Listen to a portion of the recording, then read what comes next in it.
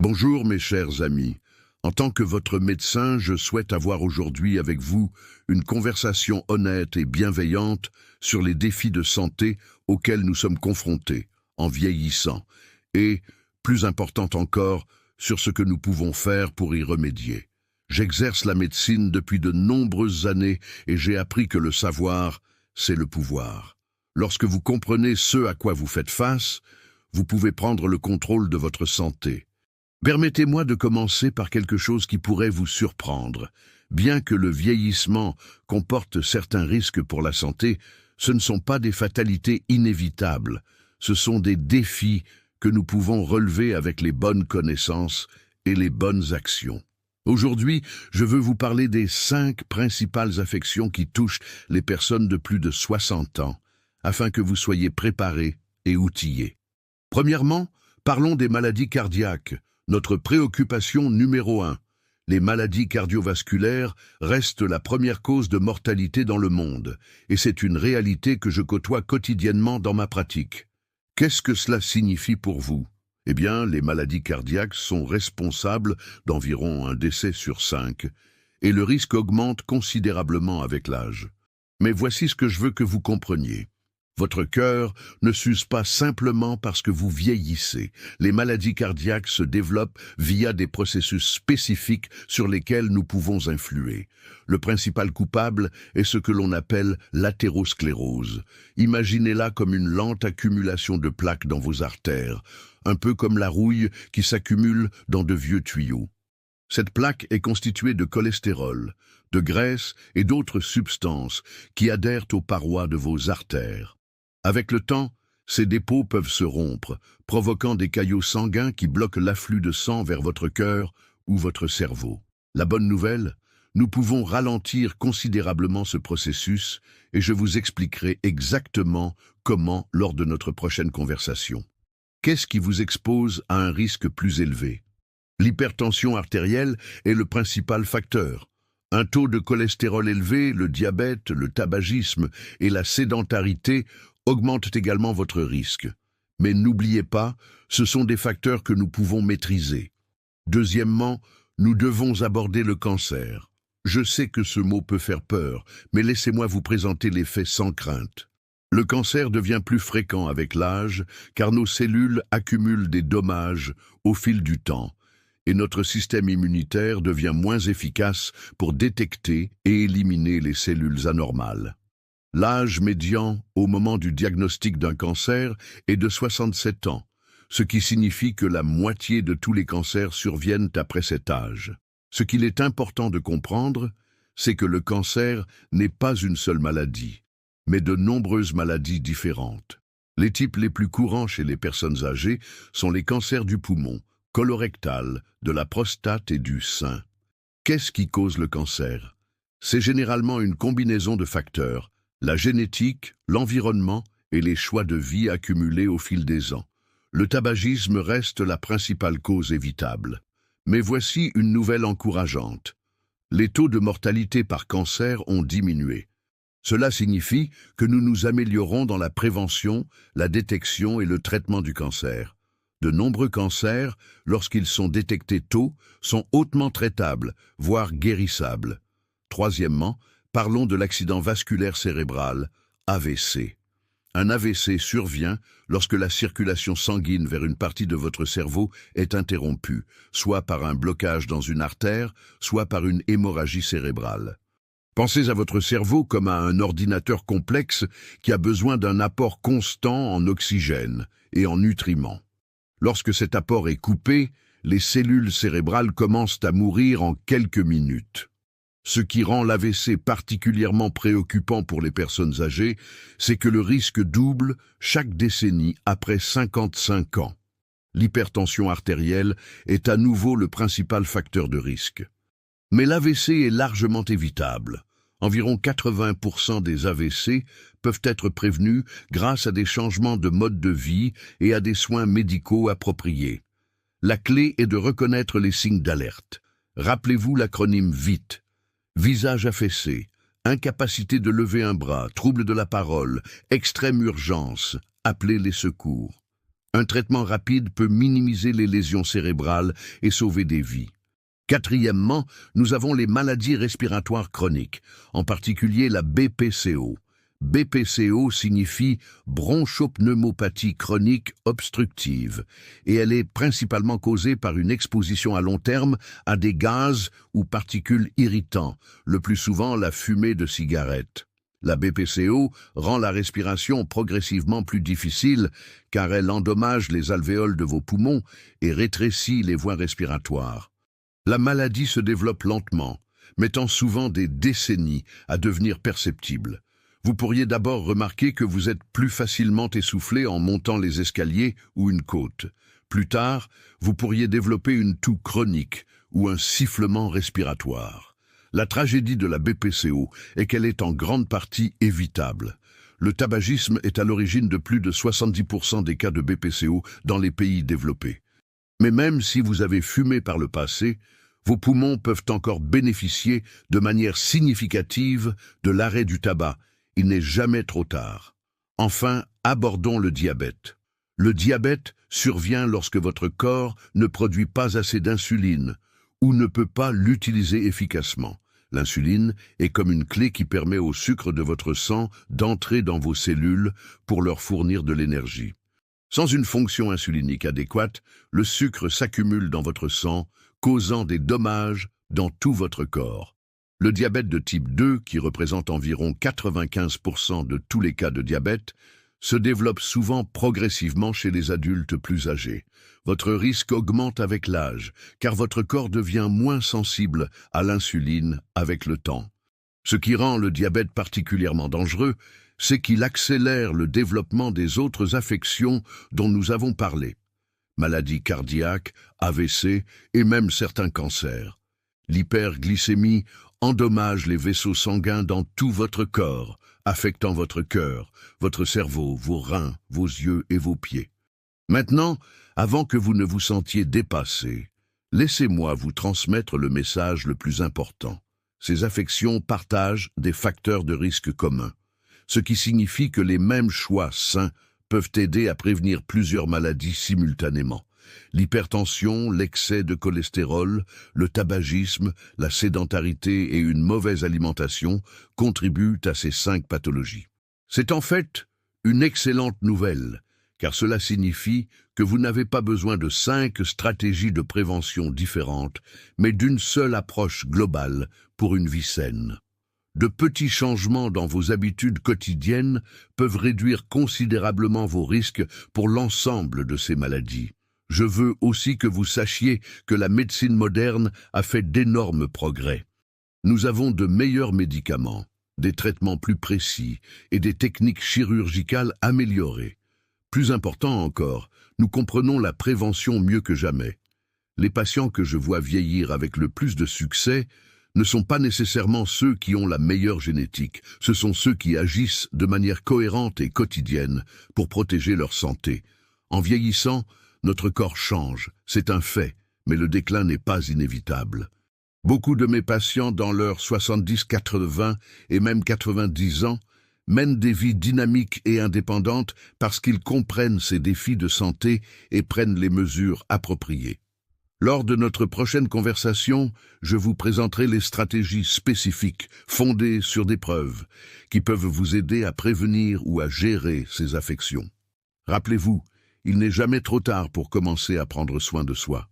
Chaque changement positif que vous faites, aussi petit soit-il, contribue à votre santé et à votre bien-être, votre boîte à outils de prévention. Prenez le contrôle de votre santé. Nous revoilà, mes amis.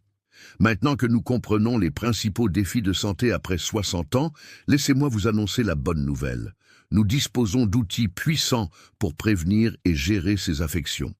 En tant que médecin, j'ai vu d'innombrables patients améliorer radicalement leur santé en faisant des choix éclairés. Aujourd'hui, je veux vous donner une feuille de route pratique pour la prévention. Commençons par la nutrition, le fondement de votre vieillissement en bonne santé. Je dis souvent à mes patients que l'alimentation est votre premier médicament, et cela devient encore plus vrai avec l'âge.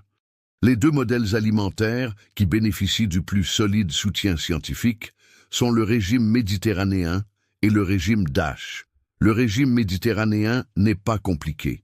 Il est basé sur la façon dont les gens des pays méditerranéens mangent depuis des siècles. Pensez à des repas construits autour des fruits, des légumes, des céréales complètes, des légumineuses, des noix et de l'huile d'olive. Intégrer du poisson 2 fois par semaine, consommer de la volaille avec modération et réserver la viande rouge pour des occasions spéciales. Il ne s'agit pas de restriction, mais d'abondance d'aliments sains et délicieux. Pourquoi cela fonctionne-t-il si bien? Le régime méditerranéen réduit l'inflammation dans tout le corps, aide à éliminer l'excès de cholestérol des artères et fournit des antioxydants qui protègent vos cellules des dommages. Des études montrent qu'il peut réduire votre risque de maladie cardiaque, d'AVC, de certains cancers et même de déclin cognitif. Le régime DASH, acronyme de Dietary Approaches to Stop Hypertension, est spécifiquement conçu pour abaisser la tension artérielle. Il met l'accent sur les fruits, les légumes, les céréales complètes et les produits laitiers à faible teneur en matière grasse, tout en limitant le sodium. Pour la plupart des adultes de plus de 65 ans, je recommande de maintenir l'apport en sodium sous 2300 mg par jour, idéalement sous 1500 mg si vous souffrez d'hypertension. Un conseil pratique.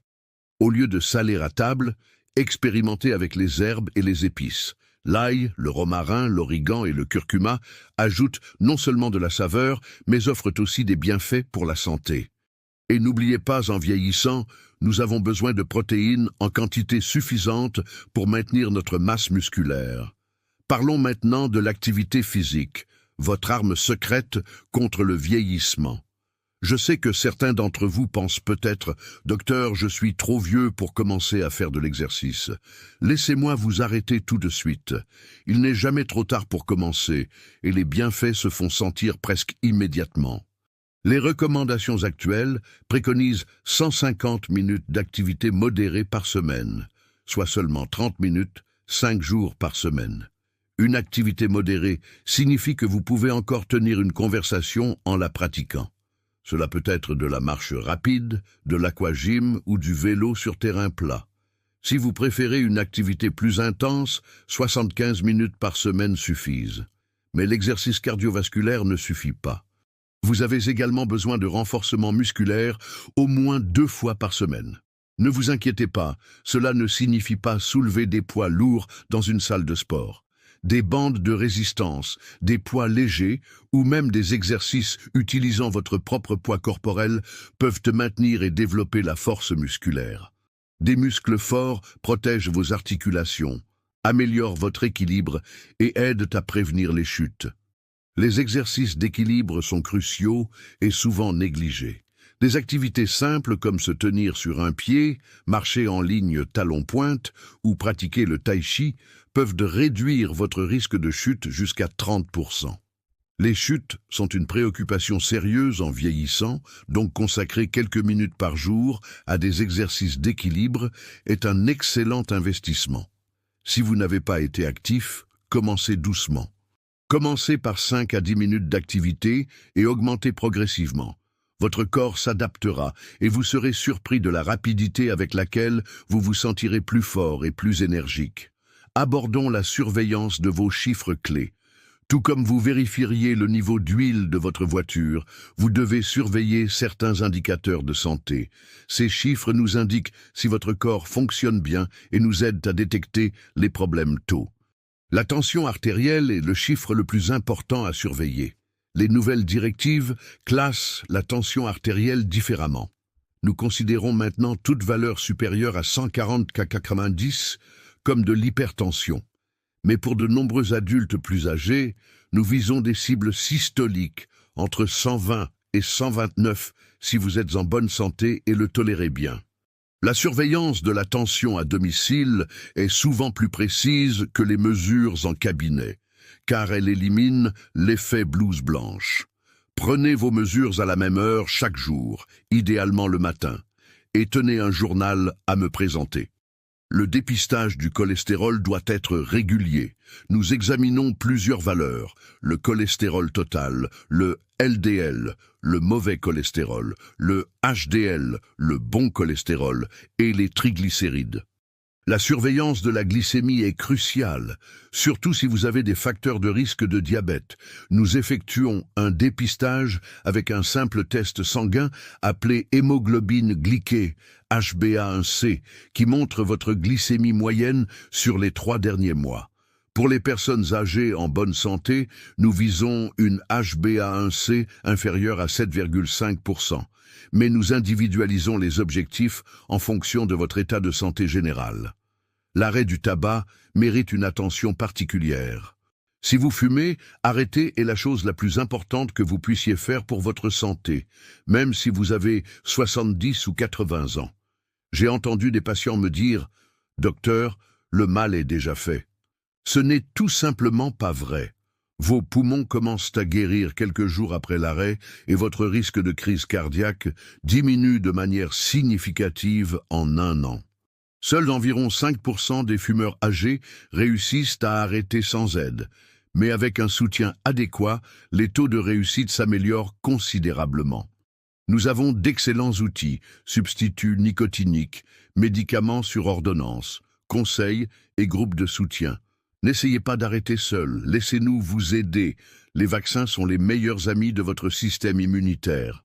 En vieillissant, notre système immunitaire devient moins robuste, nous rendant plus vulnérables aux infections. Mais les vaccins peuvent aider à combler cette lacune. Pour les adultes de plus de 65 ans, je recommande les vaccins annuels contre la grippe, de préférence la version à haute dose conçue spécifiquement pour les personnes âgées. Vous devriez également recevoir les vaccins contre le pneumocoque pour prévenir la pneumonie, qui peut être mortelle chez les personnes âgées. Le vaccin contre le zona est important pour les adultes de plus de 50 ans. Le zona devient plus fréquent et plus sévère avec l'âge, et le vaccin est très efficace pour prévenir cette affection douloureuse. Les bilans de santé et les dépistages réguliers sauvent des vies. Je comprends que les rendez-vous médicaux fréquents puissent sembler pesants, mais les tests de dépistage permettent de détecter les problèmes lorsqu'ils sont les plus traitables. Les directives de dépistage du cancer sont individualisées en fonction de votre âge, de votre état de santé et de votre espérance de vie. Pour la plupart des adultes, nous continuons les mammographies et les coloscopies jusqu'au milieu de la soixantaine, en fonction de votre santé globale. Nous dépistons également des affections qui pourraient ne pas causer de symptômes évidents, comme la densité osseuse pour l'ostéoporose, les examens de la vue pour le glaucome et les évaluations cognitives pour les premiers signes de démence. Enfin, parlons de la gestion des médicaments. Beaucoup de mes patients âgés prennent plusieurs médicaments et leur bonne gestion est cruciale pour votre sécurité et votre santé. Apportez tous vos médicaments, y compris les médicaments sans ordonnance et les compléments, à chaque rendez-vous. Nous devons vérifier les interactions et nous assurer que chaque médicament est toujours nécessaire. Certains médicaments qui étaient appropriés lorsque vous étiez plus jeune peuvent ne plus l'être en vieillissant. Vos reins et votre foie métabolisent les médicaments différemment à 70 ans qu'à 50 ans. Nous pourrions donc avoir besoin d'ajuster les doses ou de changer de médicaments. N'arrêtez jamais un traitement brusquement sans m'en parler d'abord, même si vous vous sentez mieux. Ce que je veux que vous reteniez, c'est que la prévention ne consiste pas à vivre dans la peur ou à renoncer à tout ce que vous aimez. Il s'agit de faire des choix éclairés qui vous permettent de vivre la meilleure vie possible, le plus longtemps possible. Des changements petits et constants ont des effets cumulatifs énormes. Commencez par 1 ou 2 changements qui vous semblent gérables.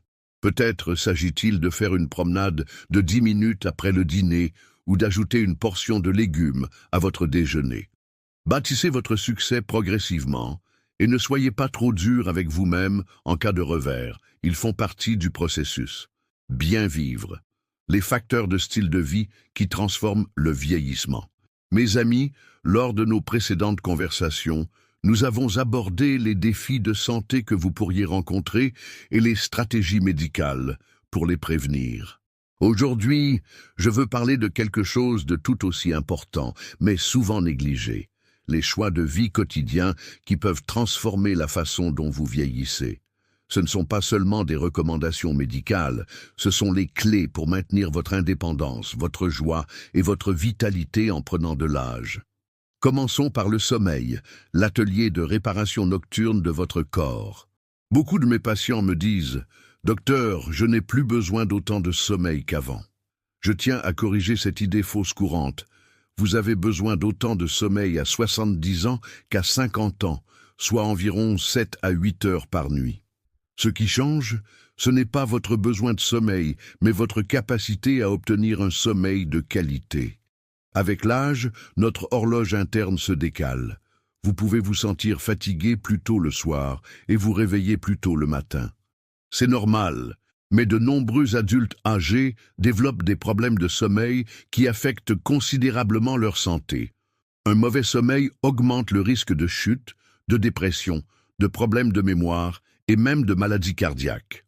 Voici à quoi ressemble une bonne hygiène de sommeil. Couchez-vous et levez-vous à la même heure chaque jour, même le week-end. Votre chambre doit être fraîche, sombre et silencieuse. Considérez-la comme un sanctuaire pour le repos. Évitez les repas copieux, la caféine et l'alcool avant le coucher, car ils peuvent perturber vos cycles de sommeil. Si vous faites la sieste pendant la journée, qu'elle soit courte, pas plus de 30 minutes, et avant 15 heures. Les siestes longues ou tardives peuvent nuire au sommeil nocturne. Les troubles du sommeil deviennent plus fréquents avec l'âge. L'apnée du sommeil, où la respiration s'arrête de manière répétée pendant le sommeil, affecte de nombreux adultes âgés et augmente considérablement le risque d'AVC et de problèmes cardiaques. Si vous ronflez fort, si vous vous sentez fatigué malgré une nuit de sommeil, ou si votre partenaire remarque que vous arrêtez de respirer pendant votre sommeil, parlez-en, s'il vous plaît. La bonne nouvelle est que la plupart des problèmes de sommeil sont traitables. La thérapie cognitivo-comportementale pour l'insomnie est souvent plus efficace que les somnifères et ne comporte pas les risques de chute ou de troubles cognitifs que certains médicaments peuvent causer. Parlons maintenant du stress, un ennemi silencieux pour votre santé. Le stress chronique est particulièrement nocif en vieillissant car notre corps ne se remet pas du stress aussi rapidement qu'auparavant. Votre niveau de cortisol, l'hormone du stress, reste élevé plus longtemps et a des effets plus dommageables sur votre système immunitaire, votre tension artérielle et vos fonctions cognitives. Qu'est-ce qui cause le stress chez les personnes âgées? Souvent, ce sont des préoccupations concernant la santé, les finances, la perte d'indépendance ou le deuil d'amis et de membres de la famille.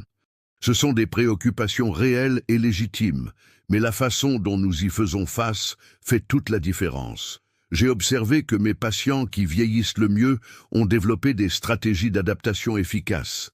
Certains utilisent la pleine conscience et la méditation. Seulement 10 à 15 minutes par jour peuvent réduire considérablement les hormones de stress et améliorer votre sentiment de bien-être. D'autres trouvent utile de recadrer les défis, comme des opportunités de croissance, ou de se concentrer sur des valeurs et des objectifs qui donnent un sens à la vie. Le bénévolat, l'encadrement de plus jeunes ou la participation à des pratiques spirituelles peuvent procurer ce sentiment d'utilité et réduire le stress. L'activité physique est également l'un des réducteurs de stress les plus efficaces. Lorsque vous faites de l'exercice, votre corps libère des endorphines, des substances naturelles qui améliorent l'humeur et aident à contrer les hormones du stress. Les liens sociaux sont peut-être le prédicteur le plus puissant d'un vieillissement en bonne santé. Cela pourrait vous surprendre, mais avoir des relations sociales solides augmente vos chances de survie d'environ 50%. C'est un bénéfice pour la santé équivalent à l'arrêt du tabac et plus important que la perte de poids ou l'exercice. La solitude et l'isolement social touchent environ 25% des personnes âgées et les conséquences sur la santé sont graves. L'isolement social a été comparé au fait de fumer 15 cigarettes par jour en termes d'impact sur votre santé. Il augmente l'inflammation, élève la tension artérielle et accélère le déclin cognitif. Mais il ne s'agit pas seulement d'être entouré de gens, il s'agit d'avoir des liens significatifs. La qualité compte plus que la quantité. Comment construire et maintenir des liens sociaux? Restez impliqué dans des activités que vous appréciez, que ce soit des services religieux, des groupes communautaires, des clubs de loisirs ou des organisations bénévoles. La technologie peut aussi aider. Beaucoup de mes patients ont renoué avec de vieux amis grâce aux appels vidéo ou aux réseaux sociaux. Si vous souffrez d'une perte auditive, veuillez y remédier. La perte auditive non traitée contribue de manière significative à l'isolement social. Envisagez d'adopter un animal de compagnie si votre situation le permet. Les animaux de compagnie offrent de la compagnie, encouragent l'activité physique et vous donnent un but.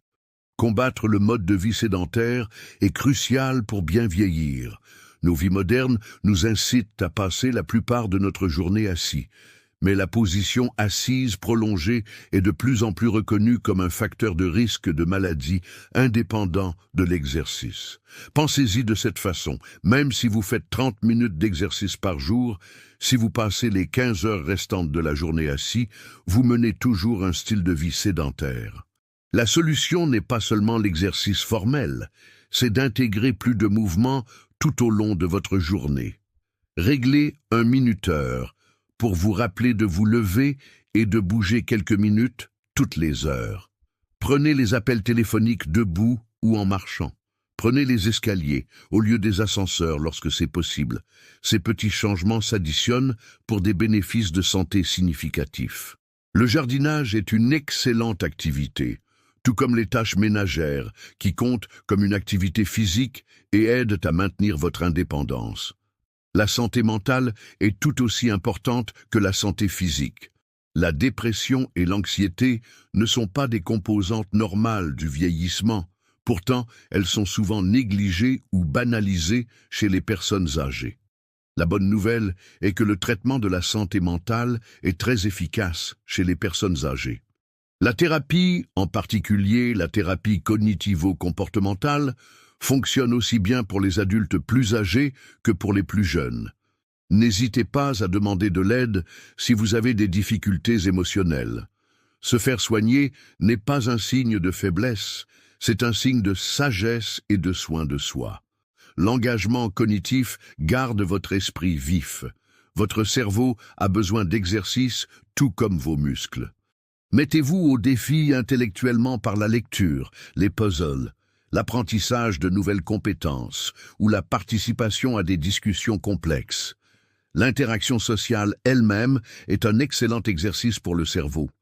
Enfin, parlons du maintien d'un but et d'un sens. Avoir une raison de se lever le matin est fortement associé à la longévité et à la satisfaction de vivre. Le concept japonais de ikigai, que l'on pourrait traduire par raison d'être, illustre magnifiquement cela. C'est l'intersection de ce que vous aimez, de ce pourquoi vous êtes doué, de ce dont le monde a besoin et de ce pourquoi vous pouvez être récompensé, bien qu'à la retraite, la récompense puisse être la satisfaction plutôt que l'argent. Pour conclure, je veux vous laisser avec ce message. Bien vieillir ne signifie pas éviter tous les problèmes de santé, mais maintenir la meilleure qualité de vie possible malgré les défis. Vous avez plus de contrôle sur la façon dont vous vieillissez que vous ne le pensez. La génétique joue un rôle, mais les choix de vie ont une influence énorme sur votre santé et votre bonheur. Commencez là où vous êtes, avec ce que vous pouvez faire aujourd'hui. De petits changements constants créent des transformations remarquables au fil du temps. Rappelez-vous, il n'est jamais trop tard pour commencer à prendre soin de vous et chaque effort que vous faites est un investissement dans votre bien-être futur. Je suis là pour vous accompagner dans ce voyage. Ensemble, nous pouvons vous aider non seulement à ajouter des années à votre vie, mais surtout à ajouter de la vie à vos années.